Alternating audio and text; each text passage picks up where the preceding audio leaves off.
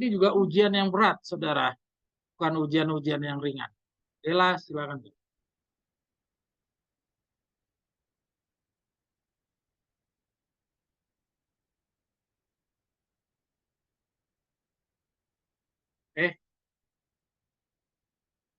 Usah deh, yang kanannya nggak usah. Yang ini aja. Kita lihat. Nah, ini juga sebuah ujian yang harus kita lewati nih. Ya, ujian supaya kita bebas dari kondisi yang nyaris selamat. Karena kita masing-masing menghadapi hal-hal yang seperti ini. Harus berhenti menyayangi diri sendiri. Ya, kita baca kembali. Dulu udah pernah kita baca, tapi tidak salah kalau kita ulangi lagi untuk membacanya. Pada mulanya manusia dikaruniai kuasa berpikir yang mulia dan seimbang. Manusia itu sempurna, tubuhnya selaras dengan kehendak Allah. Pikiran-pikirannya bersih, maksud-maksudnya pun suci. Tapi ketika durhaka kuasanya berubah, lalu rasa mementingkan diri sendiri mengambil alih tempat kasih itu, ya, keadaannya menjadi amat lemah karena pelanggaran itu sehingga membuat dia tidak mungkin dengan kekuatannya sendiri melawan kuasa kejahatan itu. Dia telah ditawan setan dan akan tetap dikuasainya. Kalau Tuhan Allah tidak turut campur tangan secara khusus, maksud penggoda ialah menghalang-halangi rencana Allah di dalam penciptaan manusia itu. Lalu memenuhi bumi ini dengan bencana yang memilukan. Dan dia akan menunjukkan bahwa semuanya ini terjadi sebagai akibat daripada pekerjaan Tuhan Allah dalam menjadikan manusia itu.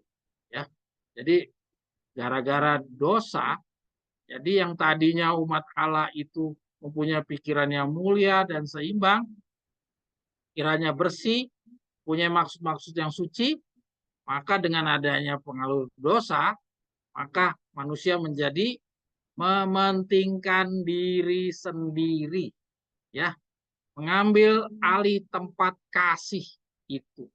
Jadi artinya tadinya umat Allah ini manusia itu punya kasih, ya. Kalau begitu kasih itu, ya, kasih itu berbeda dengan mementingkan diri sendiri.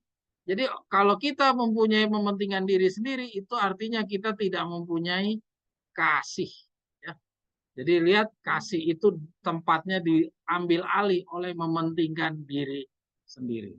Oke, lanjut.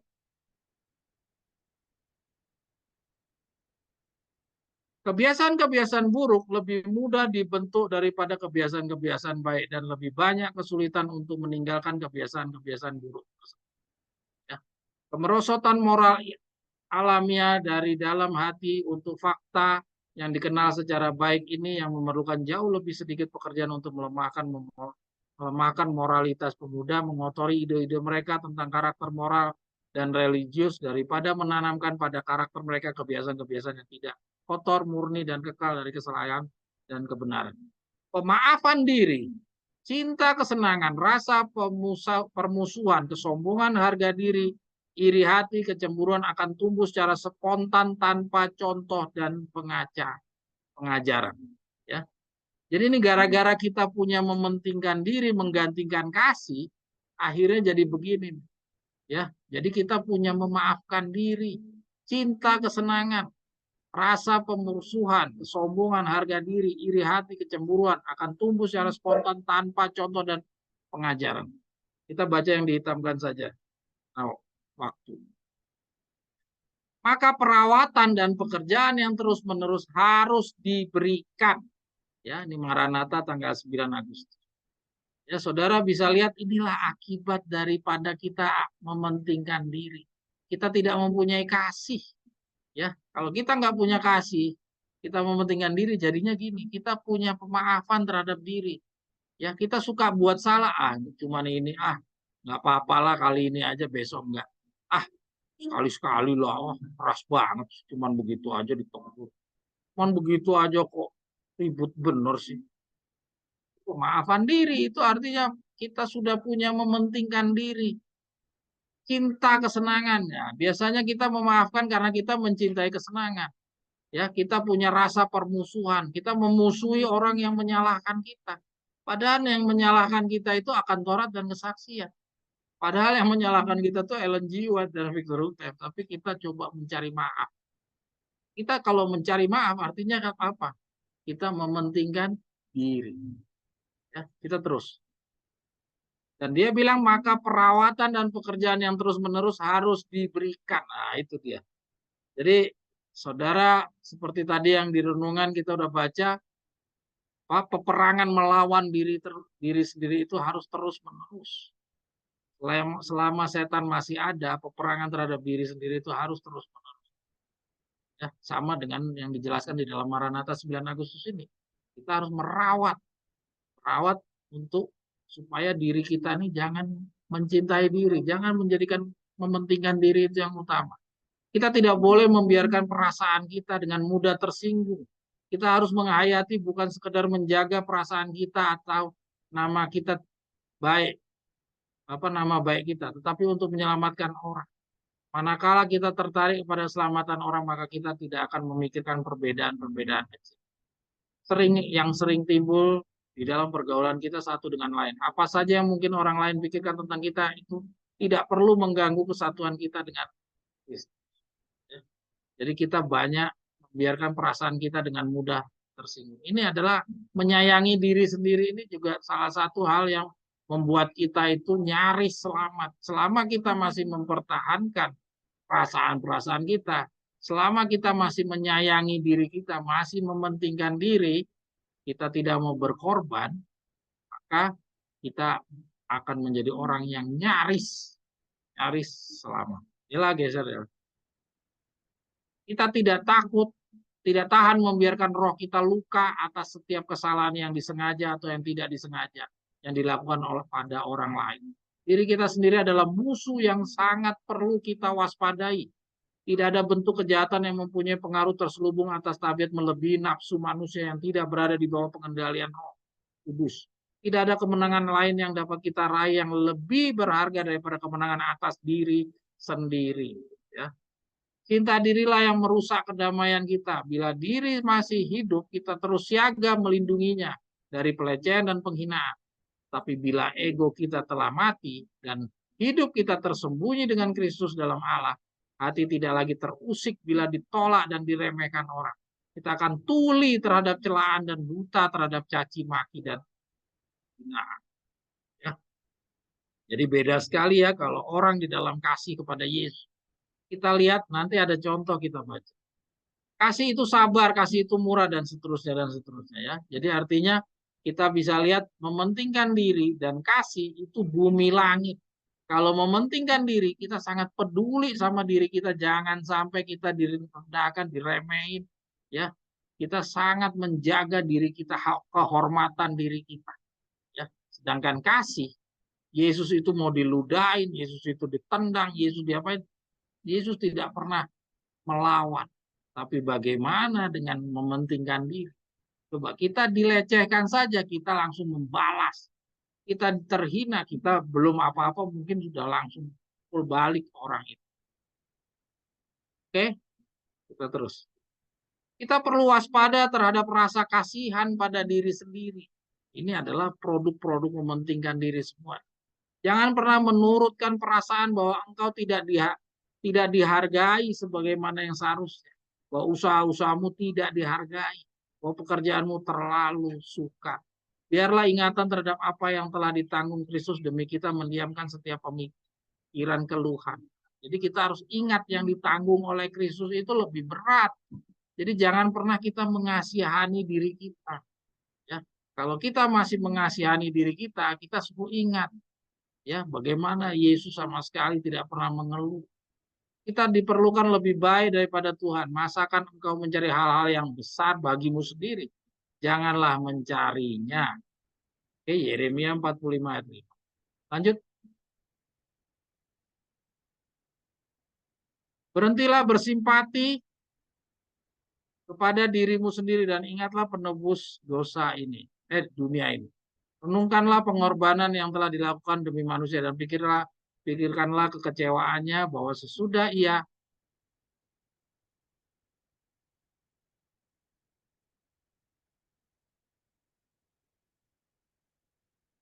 Sudah ia membuat pengorbanan seperti itu demi manusia, manusia memilih bersekutu dengan mereka yang membenci Kristus dan kebenaran.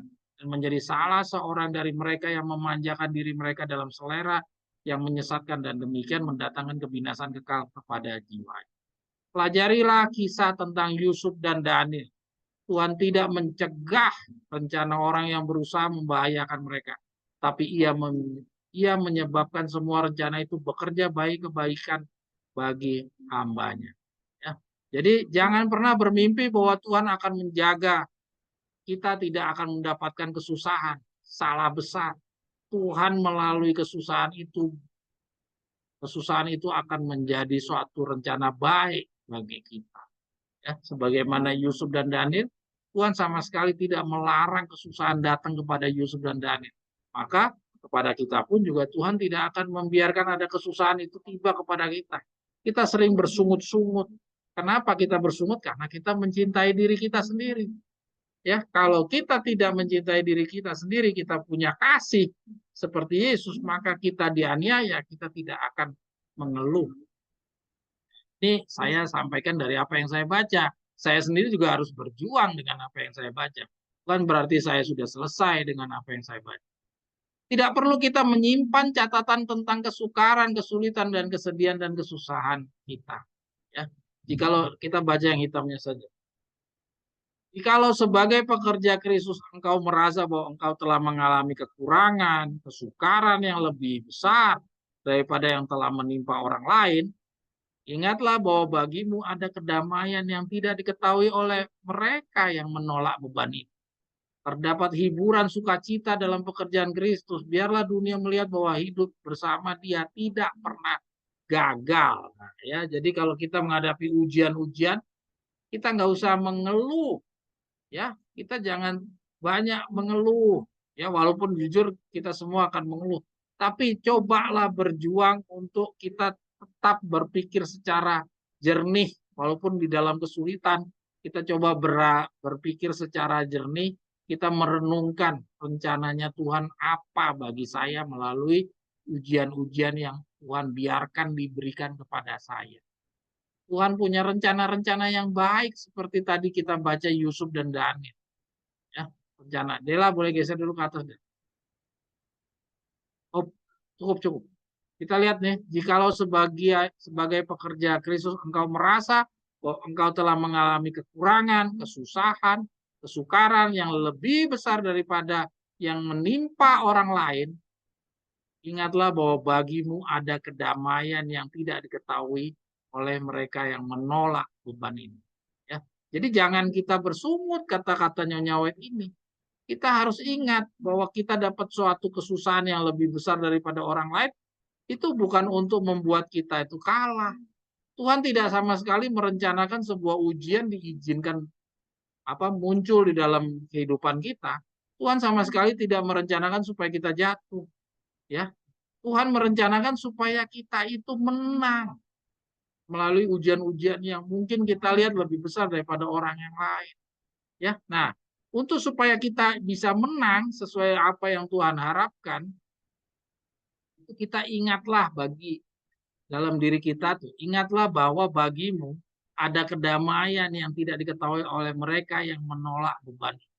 Jadi orang-orang yang mungkin memberi kesusahan kita atau orang-orang yang di sekitar kita tidak mengerti. Tapi bagi kita itu adalah kita ingat ada sebuah kedamaian yang Tuhan sudah berikan kepada kita. Terdapat hiburan sukacita dalam pekerjaan Kristus. Biarlah dunia melihat bahwa hidup bersama Dia tidak pernah gagal. Artinya ini apa? Ini adalah apabila kita menghadapi sebuah ujian-ujian kemenangan. Kalau ujian kemenangan kita harus ingat bahwa ada kemenangan yang Tuhan telah janjikan. Tapi kemenangan itu harus dilewati dengan sebuah perjuangan. Dan ujian yang kita hadapi ini adalah bagian daripada sebuah hadiah yang Tuhan mau berikan, yaitu kemenangan. Itu yang kita harus ingat. Mungkin susah, tapi kita harus ingat. Kalau kita bersungut, jangan pernah berpikir bahwa Tuhan akan mengangkat kita. Kalau kita bersungut itu artinya setan sudah menang. Jangan pernah kita berpikir kalau kita bersungut nanti Tuhan mengalah. Oh ya udah jangan ngambek, udah jangan nangis. Ini udah saya kasih nih. Nggak bakalan Tuhan begitu. Ya Tuhan belum pernah di dalam sejarah umat Allah Tuhan yang mengalah. Kita lah yang harus menerima semua apa yang Tuhan buat kepada kita. Segala yang kita lihat betapa berat, segala yang kita lihat betapa sulit, pada akhirnya adalah untuk kita juga kemenangan yang Tuhan janjikan. Sekarang kita baca contoh dari pelajarannya Yesus kepada murid-murid untuk siap direndahkan. Nah, ini yang siap direndahkan ini contohnya bagaimana sih? Kita coba bandingkan antara orang yang mempunyai mementingkan diri dengan Yesus yang punya kasih. Ya, tadi kita sudah baca di awal sekali, ya, manusia sejak jatuh dalam dosa mementingkan diri itu menggantikan tempatnya kasih. Nah, Yesus ini tidak pernah digantikan tempatnya dengan mementingkan diri. Yesus adalah kasih. Kita coba lihat perbedaannya antara yang punya kasih dan yang tidak punya kasih, yang mementingkan diri. Mari kita baca. Bella geser. Sifat tidak percaya telah menguasai hati dan pikiran mereka. Cinta akan kehormatan telah membutakan mereka. Ya, cinta akan kehormatan telah membutakan mereka. Mereka ini siapa? Ya, nanti kita baca. Ya, cinta akan kehormatan artinya mementingkan diri sendiri. Ya, telah membutakan mereka. Kita lihat membutakan mereka itu yang kayak apa? Mereka mengetahui bahwa Yesus dibenci oleh orang-orang Farisi. Sehingga mereka rindu melihat dia diagungkan sesuai dengan pikiran mereka. Siapa mereka ini? Biarin aja, kita jalan terus. Bersatu dengan seorang guru yang dapat melakukan mukjizat yang besar, malahan dicaci sebagai seorang penipu adalah suatu ujian yang dapat mereka tanggung dengan sukar. Kita belum dapat jawaban siapa mereka ini ya. Dia bilang dia bersama dengan guru yang dapat melakukan mukjizat yang besar, malahan ternyata si guru ini bukan dipuji, malahan dicaci sebagai seorang penipu. Itu adalah suatu ujian yang dapat mereka tanggung dengan sukar. Jadi si mereka ini harus mendapatkan sebuah ujian yang berat. Harapannya dia nih dia punya guru, harusnya dipuji. Tapi kenyataannya malah dihina, dicaci. Ini sebuah ujian bagi mereka ini. Siapa mereka? Kita teruskan dulu. Apakah mereka selalu dianggap sebagai pengikut seorang nabi palsu? Siapa mereka ini? Kita biarin dulu. Ya, mereka dianggap sebagai pengikut nabi palsu. Ya, Yesus dianggap nabi palsu. Apakah Kristus tidak pernah akan menyatakan kuasanya sebagai raja? Mengapa ia mempunyai kuasa semacam itu tidak memperlihatkan dirinya sendiri di dalam sifatnya yang sejati dan membuat jalan mereka tidak begitu susah? Mengapakah ia tidak menyelamatkan Yohanes Pembaptis dari kematian yang ngeri itu? Demikianlah pikiran murid-murid itu, sehingga mereka menyelubungi diri mereka sendiri dengan kegelapan rohani yang besar. Mereka bertanya, mungkinkah Yesus seorang penipu? Sebagaimana yang dituduhkan oleh orang-orang Farisi? Nah, sekarang terjawab kan, siapa mereka yang kita tadi baca di awal? Mereka ini adalah murid-muridnya Yesus. Jadi kita bisa lihat bagaimana orang yang punya kasih di dalam dirinya dan mereka yang sudah digantikan kasihnya dengan mementingkan diri sendiri. Dan mereka ini adalah muridnya sendiri, muridnya Yesus. Bukan Farisi. Ini bukan orang jahat. Ini muridnya Yesus. Ini adalah contoh saingan dari kepada kita. Tapi dalam konteks dia masih di dalam pendidikan 3,5 tahun. Ini bukan di dalam konteks 40 hari. Ini konteks 3,5 tahun atau dengan kata lain konteks yang sama dengan diri kita sekarang yang masih proses belajar. Ya, kita terus. Murid-murid mengetahui. Nah, kita baca tadi barusan murid-murid sampai ragu tuh gara-gara kasihnya Yesus beda sama mementingkan dirinya dia. Ya, sampai dia mikir apa ini guru palsu, jangan-jangan ini Yesus palsu nih, ya kan ada pertanyaan-pertanyaan kenapa dia biarkan Yohanes Pembaptis itu mati, ya jadi bikin si murid-murid itu jadi ragu. Kalau murid-murid itu aja bisa ragu, masa kita nggak ragu? Kalau ada hal-hal yang tidak sesuai dengan harapan kita, di dalam kita punya pengalaman perjalanan hidup, kita jujur pasti sering kita merasa ragu sama Tuhan. Kalau kita ragu, maka kita pun sama seperti murid-murid Yesus tadi, yaitu yang mengilhami kita adalah sifat mementingkan diri sendiri. Oke, lanjut. Murid-murid mengetahui bahwa adalah maksud Kristus untuk memberkati orang-orang Samaria oleh hadiratnya. Dan sikap dingin kecemburuan dan tidak hormat yang ditunjukkan kepada Tuhan, mereka memenuhi mereka dengan keheranan dan amarah. Kita lihat di sini, murid-murid mengetahui bahwa adalah maksud Kristus untuk menghormati orang-orang Samaria oleh hadiratnya. Dan sikap dingin, kecemburuan, dan tidak hormat yang ditunjukkan kepada Tuhan, mereka memenuhi mereka dengan keheranan dan amarah. Ya, jadi ceritanya ini kalau saudara baca di Kerinduan Segala Zaman, ya, KR itu apa ya? Kerinduan Segala Zaman. Kisah Para Rasul, sorry. Ya, itu ceritanya Yesus datang ke Samaria, tapi penyambutan orang-orang Samaria itu dingin, penuh kecemburuan dan tidak hormat sama sekali kepada Tuhan. Ya, sehingga si Yakobus dan Yohanes itu marah. Ya, si murid-murid itu marah. Mari kita baca lebih lanjut. Yakobus dan Yohanes terutama telah digerakkan bahwa yang mereka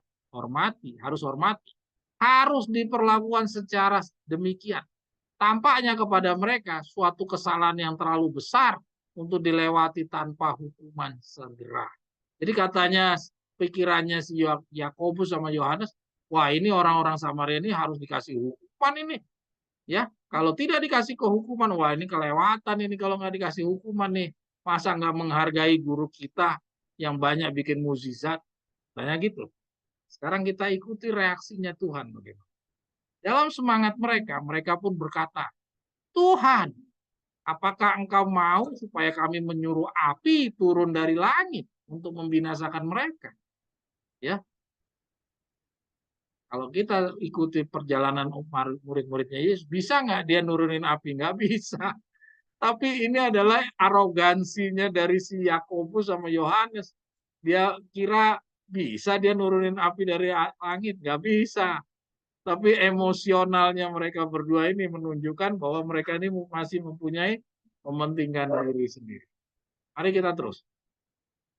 Menyinggung kepada kebinasaan kapten-kapten Samaria dan rombongan yang dikirim untuk mengambil Nabi Elia. Saya nggak tahu ini ya, untuk mengambil Nabi Elia ini maksudnya apa ini. Kita harus baca dulu lengkap. Mereka terkejut untuk melihat bahwa Yesus merasa sedih oleh perkataan mereka. Jadi Yesus tuh bukannya senang, terima kasih kamu murid yang benar-benar setia, murid yang sangat menghargai gurumu. Tidak, malah kebalikan. Yesus itu sedih. Ya, lihat perkataan si murid-murid yang mau menurunkan api dari langit. Dan masih juga terkejut sementara kemarahannya jatuh atas telinga mereka. Ya, jadi artinya apa di sini? Beda sekali tuh. Ya, beda sekali tuh. Ya, kita baca catatannya. Seperti inilah karakter murid-murid sebelum mereka memperoleh pendidikan 40 hari. Yaitu tidak sama persis dengan kita-kita sekarang. Yaitu sama persis dengan kita sekarang. Yaitu masih cinta akan kehormatan atau harga diri atau tidak rela direndahkan. Dan mengira Yesus seperti mereka juga. Oleh karena itu mereka sempat bertanya-tanya meragukan Yesus sebagai Mesias. Jadi saudara, kalau saudara masih merasa diri, wah ini orang sombong banget nih, saya masa begini, saya itu udah banyak membagi-bagi kebenaran, saya itu. Artinya saudara masih mempunyai mementingkan diri sendiri. Saudara harus siap dianiaya, saudara harus siap dirugikan, saudara harus siap dihina, siap segala macam. Itu masih susah buat kita semua. Rata-rata kalau kita dihina, siapa yang senang sih dihina? Siapa? Saya mau tanya di dalam grup yang belajar ini. Ada yang siap pada saat dihina? Ada yang siap atau biasa saja pada saat saudara di kantor dihina, diremehin orang? Anda ada hadir atau Anda lagi bicara terus tidak ada yang mau dengar, Anda langsung ditinggal pergi sama orang. Anda biasa-biasa saja atau Anda marah? Kalau saudara masih marah, artinya saudara sekarang harus di dalam 40 hari saudara belajar meninggalkan karakter sendiri. Saudara harus berubah menjadi manusia yang kasih. tidak menjadi manusia yang mementingkan diri. Sekarang pelajaran ruginya tinggi hati. Dari contoh Petrus yang hampir kehilangan nyawanya. Ini contoh tentang tinggi hati. Kalau tadi kita bicara tentang merendahkan, sekarang ini tinggi hati. Ya, kebalikannya. Kedua-duanya kita semua ada di tempat ini. Ya, tadi mementingkan diri, ini juga tinggi hati karena mementingkan diri. Kita coba lihat. Waktu berjalan berdampingan dengan tangan Petrus dipegang oleh Tuhan, mereka naik ke dalam perahu bersama-sama. Tetapi kini Petrus menjadi tunduk dan diam. Tiada alasan baginya menyombongkan diri di hadapan kawan-kawannya. Karena oleh kurang percaya dan kesombongannya, ia hampir kehilangan nyawanya. Bila ia memalingkan matanya dari Yesus, langkahnya lenyap dan ia tenggelam di tengah-tengah gelombang. Ya, saudara, ingat ceritanya waktu dia disuruh sama Yesus, ayo jalan di atas air. Dengan sombongnya dia berjalan di atas air. Tapi ketika dia menoleh ke teman-temannya, kesombongannya muncul, langsung dia tenggelam. Ya. Kita baca lagi. Tiada alasan baginya menyombongkan diri di hadapan kawan-kawan karena oleh kurang percaya dan kesombongannya ia hampir kehilangan nyawa. Ya. Jadi mementingkan diri itu benar-benar kehidupan yang nyaris selamat. Ya. Jadi apa yang dicontohkan dari contoh Petrus ini sebuah pelajaran bagi kita. Apabila kesusahan menimpa kita, nah ini udah dibilang kita, kalau kita artinya nasihat pelajaran Petrus ini menjadi suatu pelajaran contoh kepada kita. Apabila kesusahan menimpa kita, betapa sering kita seperti Petrus. Kita memandang gelombang itu, gantinya menunjukkan mata kita kepada juru selamat. Jadi kita banyak takut kepada kesusahan. Kita ngelihat takut kepada kesusahan. Kenapa? Kita melihat kepada gelombangnya, kesusahan yang akan jadi kepada kita. Ya, gantinya menutup mata kita kepada juru selamat. Kenapa? Karena kita masih mementingkan diri, kita khawatir, waduh saya bisa nggak ya lolos itu ya? Waduh, ada kesusahan, ngeri nih. Saya bisa menang nggak ya? Karena kita mementingkan diri. Ya, langkah-langkah kita tergelincir dan gelombang hidup keangkuhan itu menimpa jiwa kita. Yesus tidak menyuruh Petrus datang kepadanya agar ia binasa. Ingat, Tuhan memberikan ujian-ujian dan cobaan-cobaan itu bukan untuk membuat umat Allah itu binasa. Tapi Tuhan buat semuanya itu untuk umat Allah itu menang. Seberapa sakitnya ujian-ujian yang kita hadapi, Tuhan punya rencana supaya kita menang. Ya, masing-masing kita harus menghadapi ujian-ujian. Setiap masing-masing akan menjalani, saya nggak tahu kapan, tapi kita akan menjalani. Kita harus ingat pelajaran ini. Buat saya pun juga ini suatu peringatan, karena saya sendiri juga suatu saat akan menghadapi ujian. Nah, kalau kita menghadapi ujian yang berat, jangan kita bersungut, jangan kita kira kalau kita bersungut Tuhan berkenan. Tidak. Tuhan bikin itu ada kesusahan datang kepada kita, tujuannya bukan untuk kebinasaan kita. Ya, kita lanjut.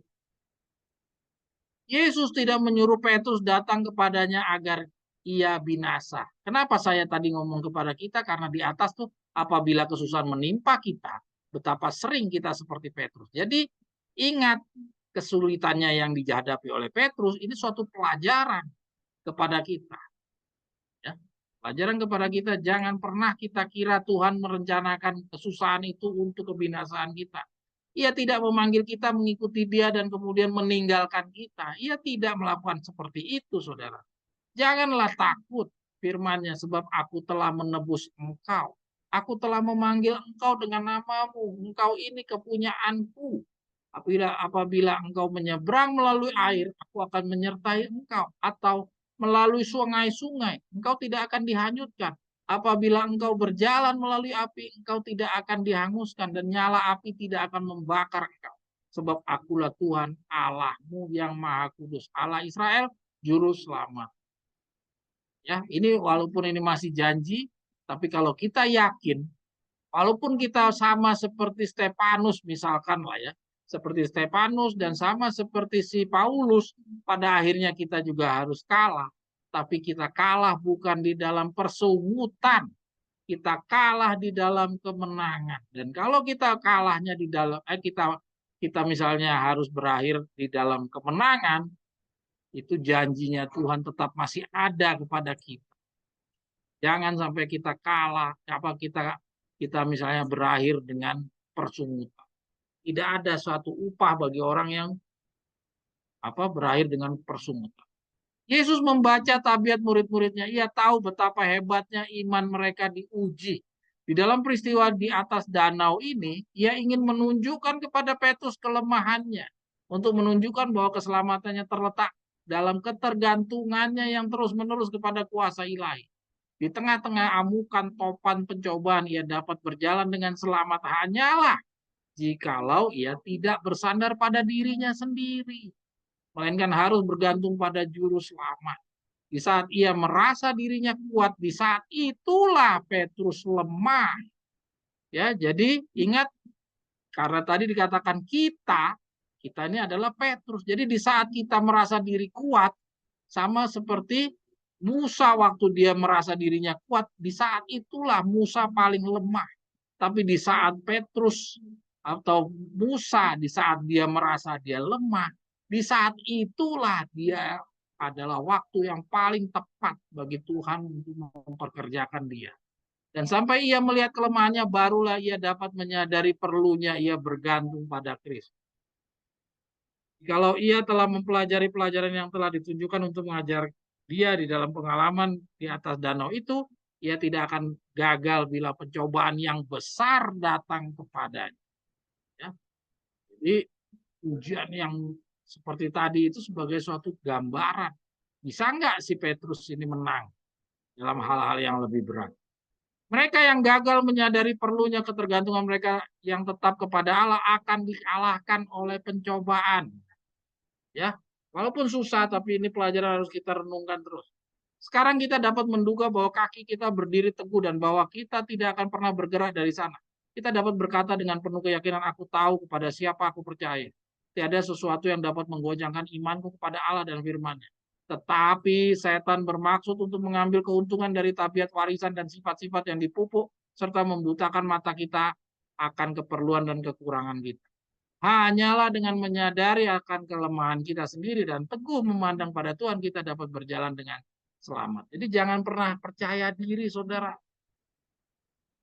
Jadi jangan pernah percaya diri. Kalau percaya diri itu cenderung malah itu sifat yang datang dari mementingkan diri, bukan dari kasih. Kalau kamu dari kasih, kamu pasti butuh bantuan. Sebagaimana Yesus saja, kita sudah baca, Yesus itu setiap malam dia berdoa kepada Allah Bapa. Ya, itu gambaran tentang kasih itu seperti itu. Jadi rendah hati, tidak pernah merasa diri punya kemampuan.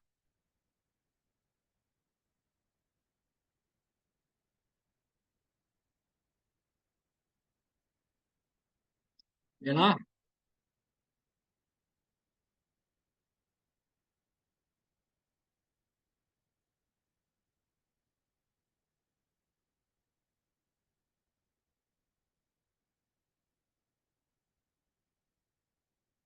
saya mau komentar, saudara, ini mau kita tunggu. Saudara, jadi saudara bisa lihat ini sebuah contoh dan contoh saingan dari orang yang mementingkan diri dan yang punya kasih.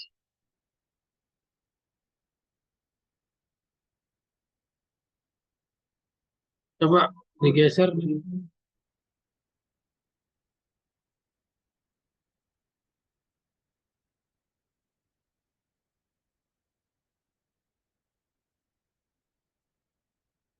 Mungkin pelajaran-pelajaran seperti ini yang seperti saudara Victor katakan sudah dibaca.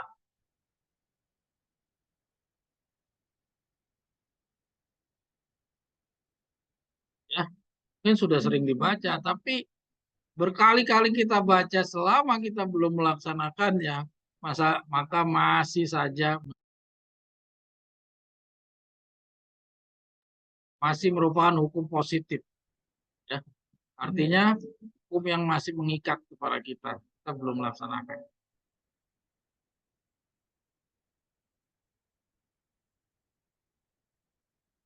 Ada yang mau komentar, saudara? Geser. Ya, itu terakhir tadi. Jadi kira-kira itu ya pelajaran tentang kesiapan untuk kita dipandang rendah. Karena kalau kita dipandang tinggi, ya dihormati, itu juga sering menjatuhkan. Tapi saya tidak mengambil pelajaran tentang meninggikan diri. Ya, karena meninggikan diri itu tidak semua orang yang di posisi yang akan mempunyai kesempatan dipuji-puji orang, dihormati orang. Tidak semua orang di posisi itu. Tapi di posisi orang direndahkan, hampir semua orang akan mengalami hal yang seperti ini. Dan tidak memandang orang itu punya posisi atau tidak mempunyai posisi. Serendah-rendahnya orang pun semua punya harga diri. Sehingga saya rasa ini yang saya tampilkan kepada saudara adalah masalah-masalah yang kita hadapi dari hari ke hari. Sehingga saya pikir ini perlu kita sama-sama kita renungkan. Karena ini potensi membuat kita jatuh. Tidak banyak orang yang bisa menang dengan hal-hal yang kayak begini. Ya, serendah-rendahnya orang, semua orang punya harga diri. Ketika orang harga dirinya disentuh, ya, tidak banyak orang yang siap untuk direndah. Dan contoh pelajaran yang kita baca ini, saya tanyakan ada 3 kasih, kasih kepada Allah, kasih kepada diri sendiri, dan kasih kepada orang lain. Jadi bagaimana? Boleh apa tadi ya? Boleh diulangi itu apa sih kata-katanya tadi? Saya ulangi ya. Saya tanyakan ada 3 kasih, kasih kepada Allah dan kasih kepada diri sendiri dan kasih kepada orang lain. Jadi bagaimana kasih ini? Ya, bagaimana saudara? Saudara, ini kita sedang belajar bagaimana masalah mementingkan diri melawan kasih. Ya, ini bukan kasih kepada diri sendiri, kepada kasih kepada orang lain, dan bagaimana kasih pada Allah. Yang kita bicara ini adalah 2 contoh antara mementingkan diri dan kasih. Yang kita dimintakan adalah kita harus punya kasih. Ya, kasih yang ini adalah ya jelas kasih kepada Allah. Kalau kasih kepada diri sendiri, ya, dan kasih kepada orang lain itu adalah kasih yang lawan daripada kasih kepada Allah.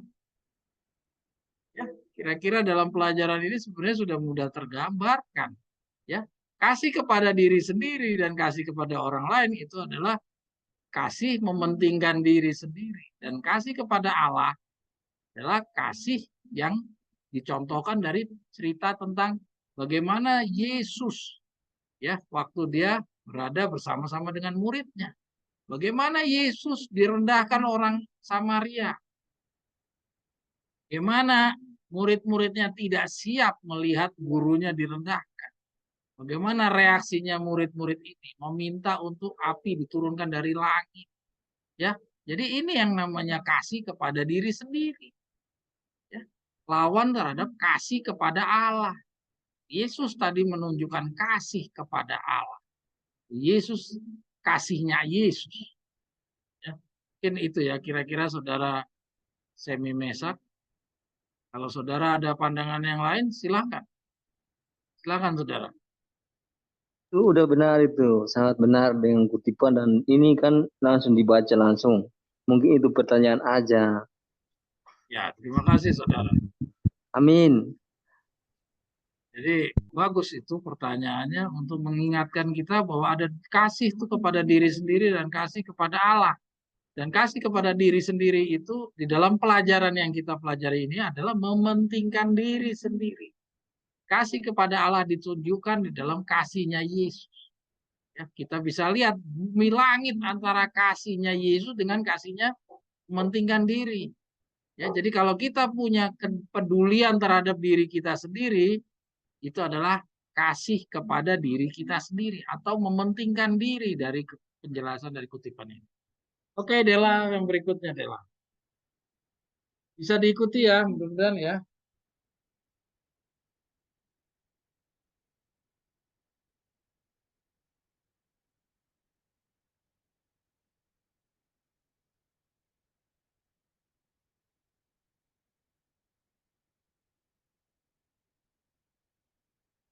Nah, sekarang ini kita coba lihat kasih, ya.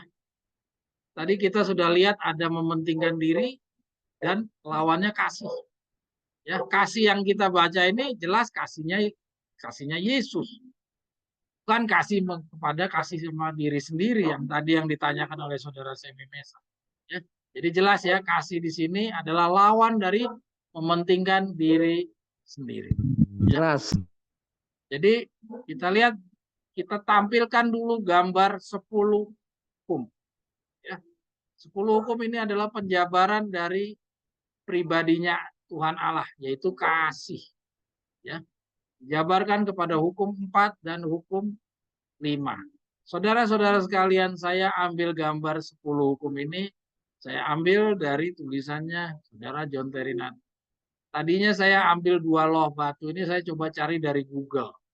Tapi di Google, saya dapatkan gambar 10 hukumnya itu, sebelah kirinya 5, sebelah kanannya 5. Ya.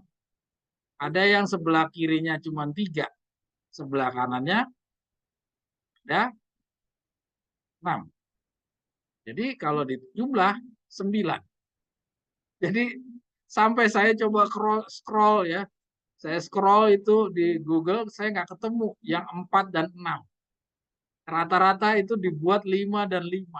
Saya lihat itu punya Katolik dan punya Protestan.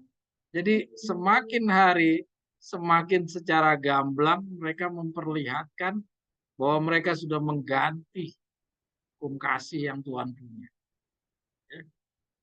Dan lucunya nggak ada yang protes. Kenapa nggak ada yang protes? Karena untuk bisa protes itu harus ada pekerjaan dari roh. Nyonya White dan Victor Luther sudah jelaskan bahwa sesederhana apapun itu harus ada roh. Ya, oke. Sekarang kita sama-sama coba pelajari. Sekarang kita lihat di sini judulnya saya ambil dari buku Membina Keluarga Bahagia, MKB, pasal 27. Ya, ini juga bagian daripada kasih. Ya, jadi kita sudah sama-sama ingat bicara tentang menjadi manusia-manusia yang sungguh-sungguh, manusia yang benar, ya, manusia yang tidak nyaris selamat. Ya, selain hal-hal yang akan datang, pembangunan moral. Di dalam pembangunan moral kita juga harus ada bicara tentang yang 6, bukan hanya yang 4, ya, bukan hanya untuk yang tahu yang 4 sebelah kiri, tapi kita juga harus punya yang 6. Mari kita baca catatan untuk belajarnya dahulu. Jadi sebelum kita baca, kita coba lihat misinya apa sih dari tulisan ini. Ini catatan saya yang buat. Mudah-mudahan tergambarkan nanti dari apa yang kita baca.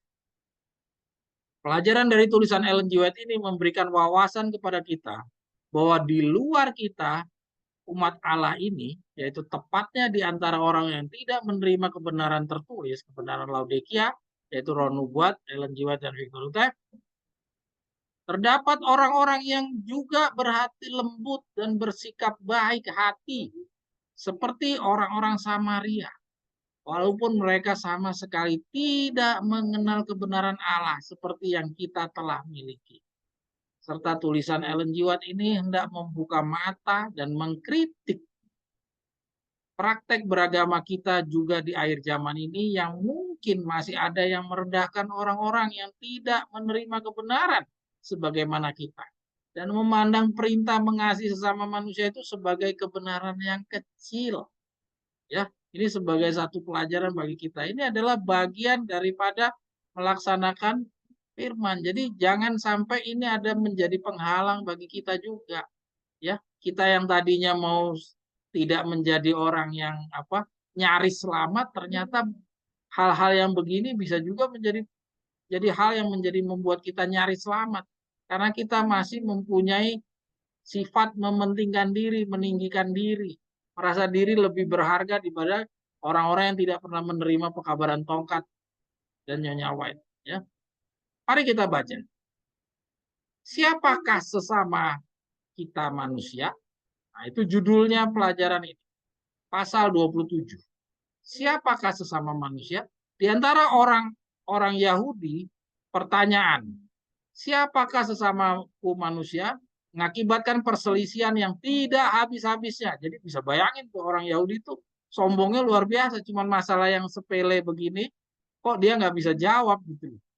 Ya, masalah begini aja kok jadi perselisihan yang tidak ada habisnya. Mereka tidak memikirkan orang kafir dan orang Samaria. Mereka adalah orang asing dan musuh.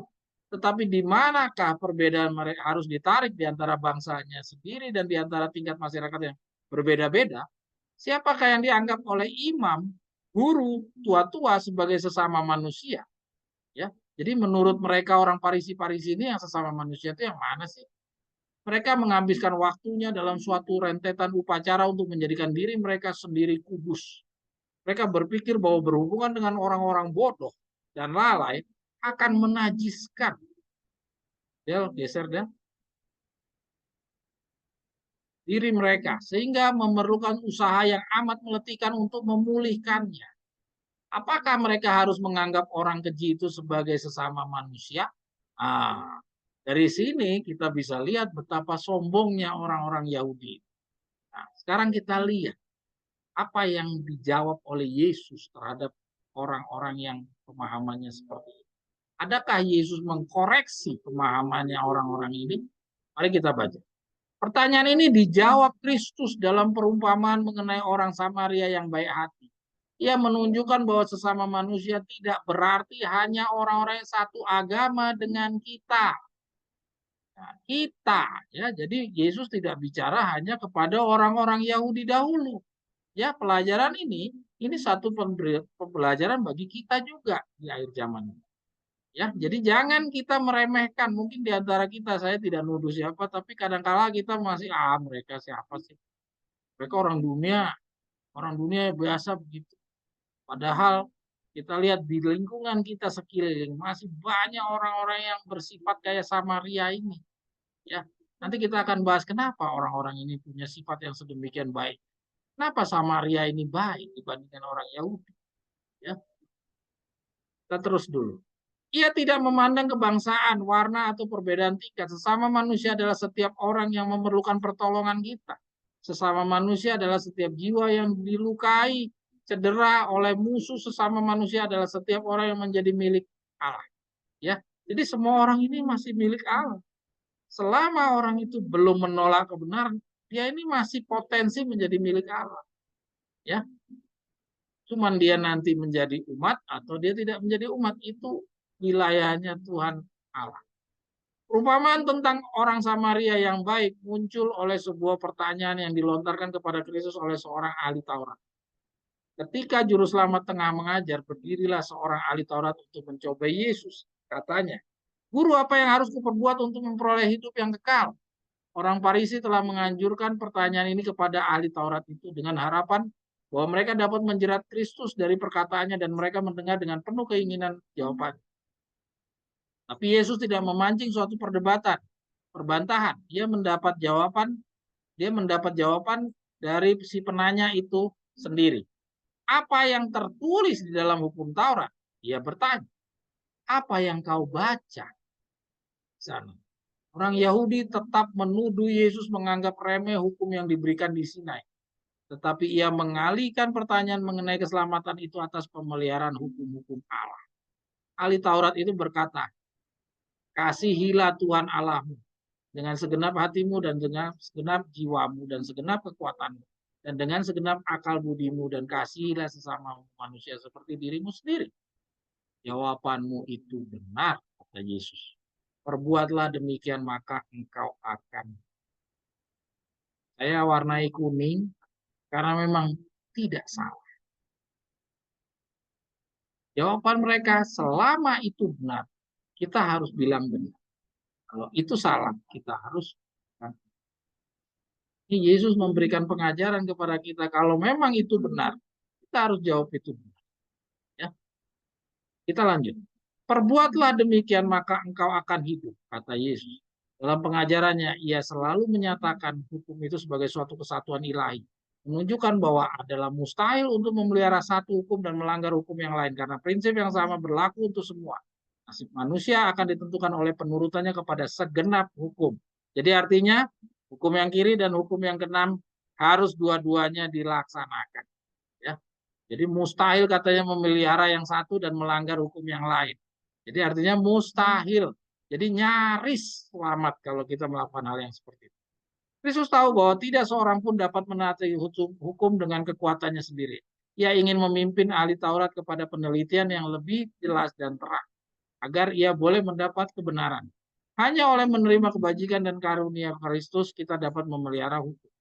Percaya atas perdamaian untuk dosa menyanggupkan manusia yang telah jatuh untuk mengasihi Allah dengan segenap hati dan mengasihi sama manusia seperti ia mengasihi dirinya sendiri. Ahli Taurat itu tahu bahwa ia telah memelihara baik 4 hukum yang pertama maupun 6 yang terakhir. Ia merasa yakin bahwa di bawah kata-kata Kristus yang menyelidik, tetapi gantinya mengikuti dosanya, coba memaafkannya. Gantinya mengakui kebenaran itu, ia berusaha untuk menunjukkan betapa sulitnya menaati hukum itu. Dengan demikian ia berharap untuk menangkis pernyataan salah dan untuk membenarkan dirinya di mata orang banyak. Kataan juru selamat telah menunjukkan bahwa pertanyaan itu tidak perlu, karena ia dapat menjawabnya sendiri. Namun ia menyampaikan sebuah pertanyaan yang lain yang berkata, siapakah sesama manusia? Ya. Jadi tadi dijawabkan bahwa mengasihi Allah dengan sebulat hatinya barulah mengasihi sama manusia. Sebenarnya nggak perlu dijawab karena dia udah bisa jawab. Ya, maka itu Yesus mengalihkan. Dia buat pertanyaan, siapakah sesama manusia itu? Nah, sekali lagi Kristus menolak untuk ditarik ke dalam suatu perbantahan. Dia menjawab pertanyaan ini dengan menyampaikan sebuah peristiwa. Suatu peristiwa yang masih segar dalam ingatan para pendengarnya. Adalah seorang katanya yang turun dari Yerusalem ke Yeriko. Ia jatuh ke tangan penyamun yang bukan saja merampok habis-habisan tapi juga memuluknya dan yang sudah itu pergi meninggalkannya setengah mati. Dalam mengadakan perjalanan dari Yerusalem ke Yeriko, orang yang sedang mengadakan perjalanan itu harus melewati sebagian padang belantara Yudea.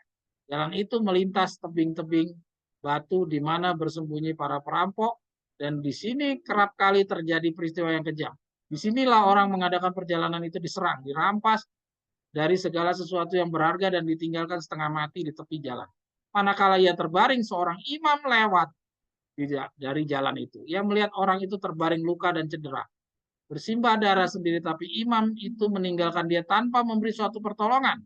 Ia melewatinya dari seberang jalan. Kemudian datang seorang Lewi, ya, ingin tahu apa yang terjadi. Ia berhenti memandang si korban. Ia merasakan apa yang harus diperbuatnya, tetapi ini bukanlah kewajiban yang disenanginya. Ia ingin kalau ia tidak melewati jalan ini, agar ia tidak berpapasan dengan orang yang cedera itu. Ia membujuk dirinya dengan mengatakan bahwa persoalan ini jangan menjadi wewenangnya, dan ia juga melewatinya dari seberang jalan.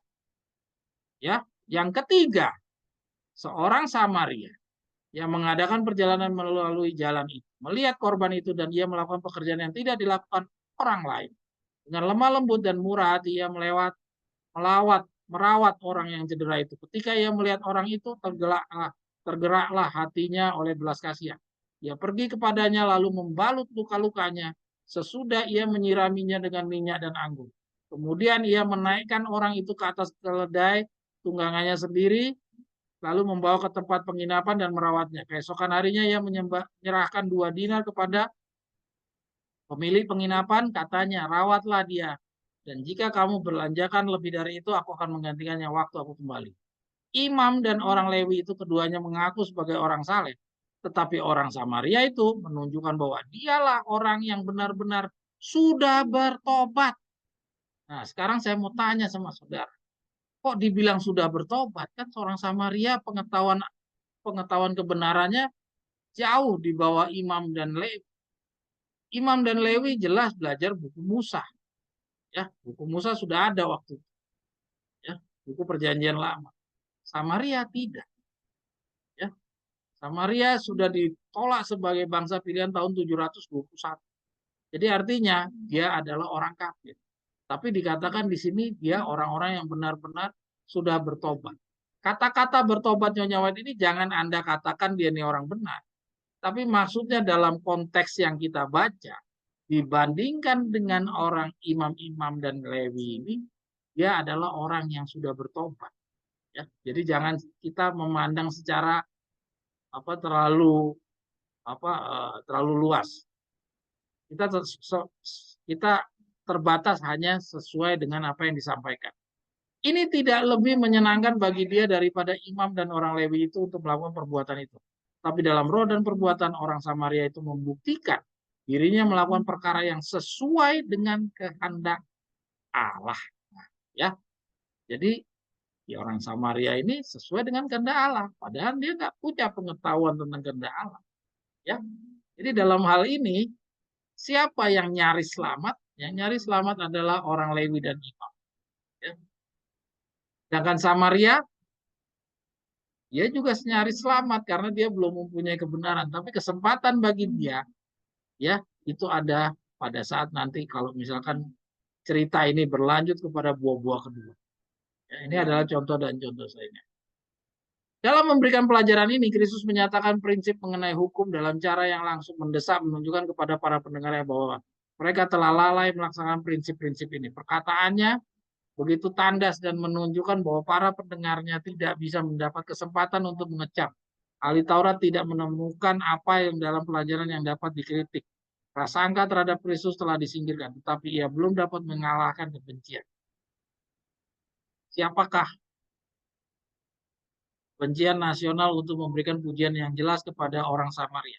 Tatkala Kristus bertanya, siapakah di antara ketiga orang ini menurut pendapat adalah sesama manusia dari orang-orang yang jatuh ke tangan penyamun itu? Ahli Taurat itu menjawab, orang yang telah menunjukkan belas kasihan kepadanya. Kata Yesus kepadanya, pergilah dan perbuatlah demikian. Tunjukkan kemurahan hati kepada orang yang susah. Sehingga dengan demikian engkau akan memberikan bukti bahwa engkau memelihara seluruh hukum. Ya, jadi setelah dijelaskan si orang Farisi ini yang tadinya debat-debat yang di atas itu akhirnya dia bisa jawab bahwa orang sesama manusia itu adalah orang yang membantu. Jadi orang dua itu bukan sesama manusia. Jadi saudara bisa lihat di sini kalau kita kasihilah yang tadi masih Semi Mesak mengatakan kasihi diri sendiri dan kasih sesama manusia. Sesama manusia yang dimaksud dari kata-kata yang diajarkan oleh Yesus, sama manusia adalah yang melaksanakan firman. Pelanggar hukum nggak usah dianggap sebagai sesama manusia dalam konteks yang kita bacain, walaupun dia orang Farisi.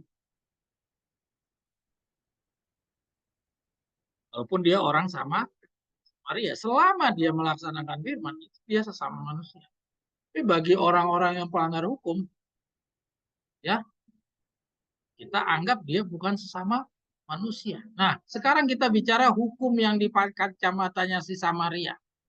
Kenapa Samaria ini istimewa? Ya, kenapa istimewa si Samaria ini? Ya, kita berhenti dulu sampai di sini.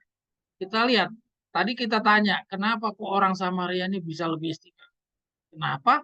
Karena Samaria ini dia menjunjung tinggi yang 6.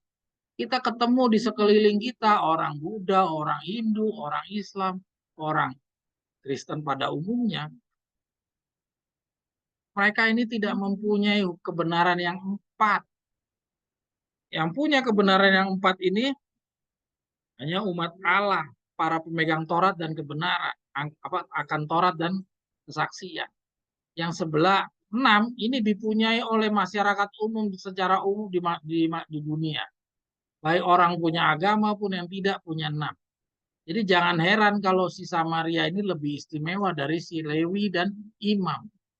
Karena apa? Karena memang ajaran mereka, dia mengutamakan yang 6 ini secara mendalam. Dia kuasai, dia dalami benar-benar. Sedangkan kita, pemegang Taurat dan kesaksian, kita punya 4 dan punya 6. Kita memang punya 4, tapi kita kadang terlupa bahwa ada yang 6 juga yang patut kita juga harus ikut. Ya, dari pelajaran Samaria ini kita terbuka mata kita bahwa ada juga yang 6 yang juga harus menjadi bagian yang kita harus juga dalam supaya kita jangan nyaris, ya. Dan sesama manusia yang kita tadi sama-sama baca kita sudah bisa lihat adalah sesama manusia yang sesuai dengan kebenaran Tuhan, ya. Jadi si orang yang di sebelah kanan ini, walaupun dia tidak punya kebenaran, tapi kebenaran yang kebenaran yang gelap sebagian, ya, kebenaran yang sesama sesama manusia yang kita juga punya, selama itu sesuai, maka inilah yang sesama manusia. Tapi para pelanggar-pelanggar hukum, orang-orang jahat di sebelah kanan ini, di dunia ini kita ketemu koruptor lah, segala macam, perampok lah. Jangan dianggap itu sesama manusia. Jadi kalau saudara mau berbagi, membantu misalnya anak yatim, membantu orang-orang susah, bantulah orang-orang yang masih sesuai hukum sesama manusia. Dia adalah orang-orang yang melaksanakan hukum sesama manusia. Tapi kalau dia perampok, ya pencuri, tidak usah Anda bantu. Dari pelajaran yang kita baca demikian ceritanya. Kita lanjut. Perbedaan yang besar di antara orang Yahudi dan orang Samaria adalah perbedaan dalam kepercayaan agama. Suatu masalah yang meliputi apa yang sebenarnya perbaktian sejati itu. Orang Farisi tidak mau mengatakan sesuatu kebaikan tentang orang Samaria, malah melampiaskan kutuknya yang keji kepada mereka. Begitu kuat perasaan antipati di antara orang Yahudi dan orang Samaria, sehingga bagi perempuan Samaria tampaknya suatu perkara yang aneh bila Kristus meminta minum daripadanya. Ya, kita terus. Masakan engkau seorang Yahudi minta minum kepada seorang Samaria? Sebab tambah Yohanes, orang Yahudi tidak bergaul dengan orang Samaria. Dan ketika orang Yahudi dipenuhi dengan kebencian hendak membunuh Kristus sehingga mereka bangkit dalam Ka'bah, hendak merajam dia. Ya, mereka tidak bisa menemukan kata-kata yang lebih baik untuk menuturkan kebenciannya. Bukankah benar kalau kami katakan bahwa engkau orang Samaria dan kerasukan setan? Namun demikian imam dan orang Lewi itu justru melalaikan pekerjaan yang Tuhan sudah berikan kepada mereka, membiarkan seorang Samaria yang dibenci dan diremehkan untuk melayani salah seorang warga bangsanya. Orang Samaria itu telah menggenapi perintah kasihi sesamamu manusia seperti dirimu sendiri. Dengan demikian menunjukkan bahwa ia lebih benar daripada orang yang mencela dia.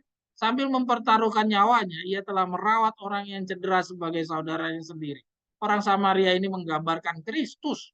Juru selamat kita menunjuk kepada kita kasih yang tak dapat disamai oleh kasih manusia.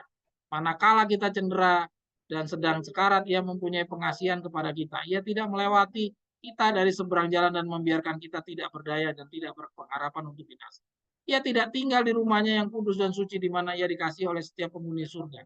Ia melihat keperluan kita yang mendesak, ia memikul perkara kita dan menunjukkan perhatiannya kepada umat manusia. Ia mati untuk menyelamatkan orang-orang yang memusuhinya. Ia berdoa bagi pembunuhnya. Menunjukkan kepada teladannya sendiri. Ia berkata kepada pengikutnya, inilah perintahku kepadamu, kasihilah orang yang lain. Sama seperti aku mengasihi kamu, demikian juga kamu harus saling mengasihi. Jadi kita kasihi orang yang seperti orang-orang Lewi, orang-orang Samaria ini. Jangan kita kasih sembarangan. Ya, kita baca yang di bawahnya. Nah, kita lihat di sini. Imam dan orang Lewi itu pergi hendak berbakti di bait suci yang upacara ditetapkan oleh Allah sendiri. Ikut serta dalam upacara adalah kesempatan yang mulia. Dan imam serta orang Lewi itu merasa bahwa setelah mendengar kehormatan yang sedemikian, maka adalah di luar kewajiban mereka untuk melayani penderita yang tidak dikenal di tepi jalan. Dengan demikian mereka melalaikan kesempatan yang istimewa yang diberikan Allah kepada mereka sebagai alatnya untuk memberkati sesama manusia. Jadi lihat, jadi si orang imam dan Lewi ini melalaikan untuk membantu orang. Alasannya mau berbakti kepada pergi ke berbakti ke bait suci. Ya, jadi lihat kalau ada hal-hal yang darurat, artinya kita harus membantu orang lain. Ini hal-hal yang simpel, tapi kita juga banyak yang terlewat. Banyak orang sekarang ini melakukan kesalahan yang sama. Mereka memisahkan kewajiban mereka dalam dua golongan yang berbeda. Golongan yang satu terdiri dari perkara yang besar yang harus diatur oleh hukum Allah. Golongan yang lain terdiri dari apa yang disebut perkara yang kecil, yang di dalamnya terdapat perintah kasihilah sesamamu manusia sama seperti dirimu. Dilalaikan. Bidang pekerjaan ini dibiarkan ke perubahan pikiran tanpa alasan, korban dari kecenderungan hati atau dorongan hati. Lalu tabiat dirusakkan dan agama itu disalah gambarkan.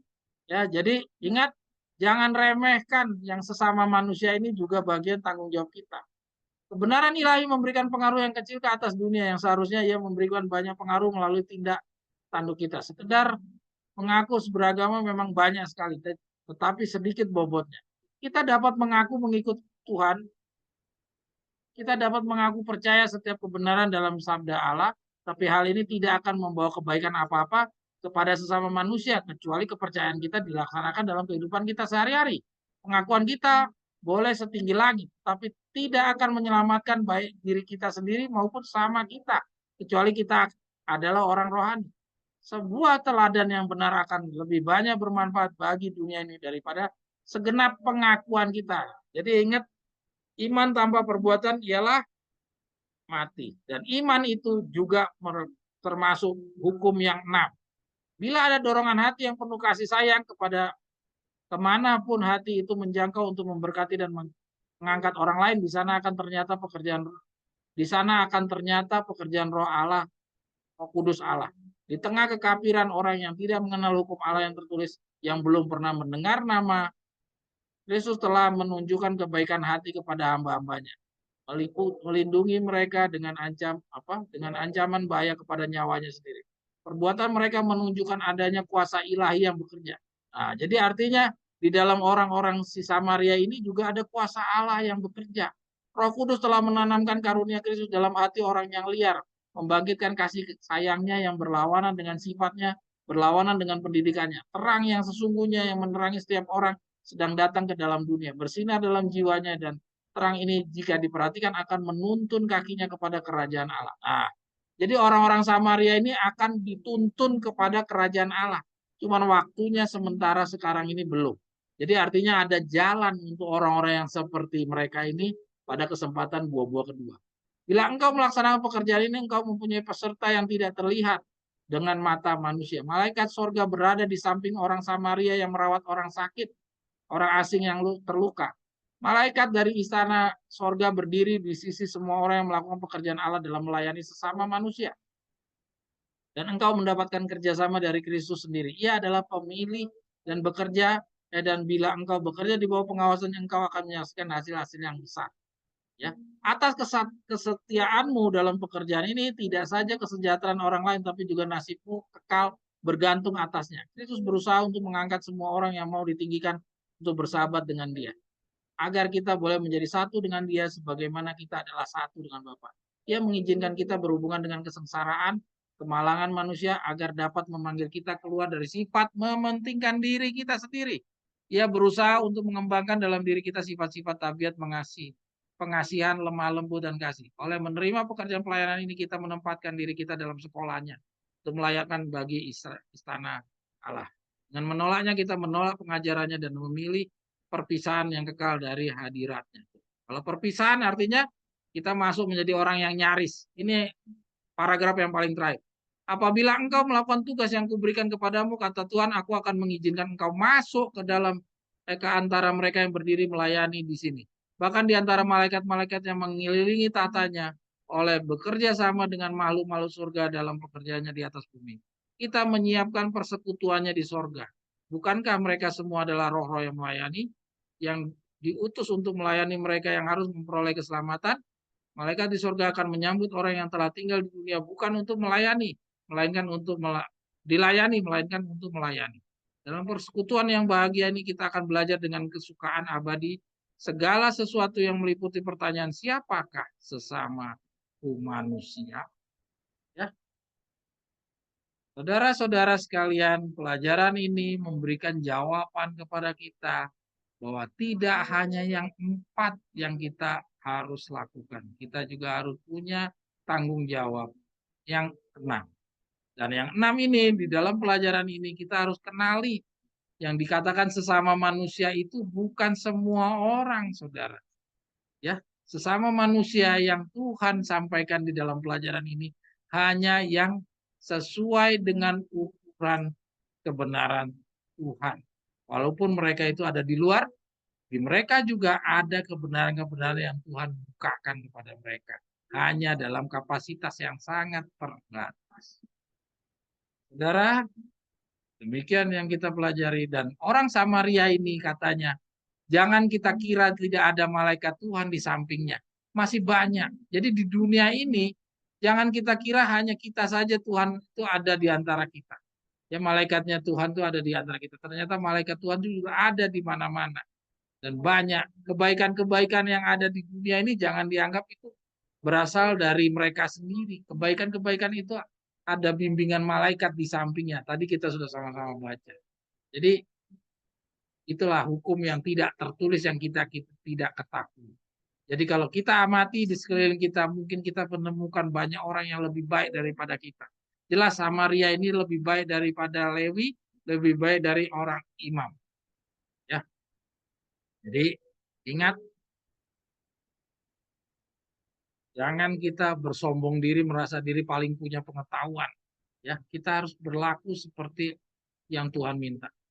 Mungkin demikian apa yang kita pelajari. Terima kasih.